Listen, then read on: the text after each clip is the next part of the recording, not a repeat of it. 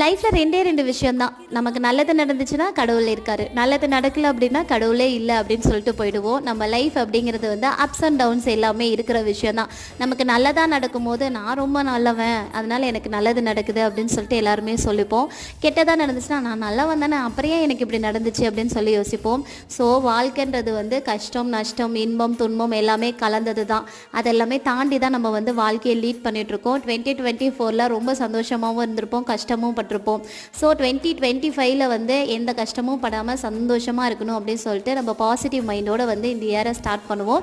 கடவுள் நமக்கு நல்ல ஒரு வழியை கொடுப்பாரு அப்படின்னு சொல்லிட்டு நம்புவோம். நான் இந்த நியூ இயர்லேருந்து என்கிட்ட இருக்கிற ஒரு சில விஷயத்தை வந்து மாற்றிக்கிட்டால் லைஃப் நல்லாயிருக்கும், நான் யோசித்த விஷயத்தை வந்து மாற்றிக்கலான்னு முடிவு பண்ணியிருக்கேன். நீங்கள் உங்ககிட்ட என்னென்ன விஷயம் மாற்றிக்கலான்னு முடிவு பண்ணியிருக்கீங்கன்றதை மறக்காமல் கமெண்ட் செக்ஷனில் கமெண்ட் பண்ணுங்கள். என்னுடைய ஃப்ரெண்ட்ஸ் அண்ட் ஃபேமிலி எல்லாருக்குமே wish you happy new year. இந்த இயர் நீங்கள் நினச்ச எல்லா விஷயமுமே சக்ஸஸ் ஆகும். பாய்.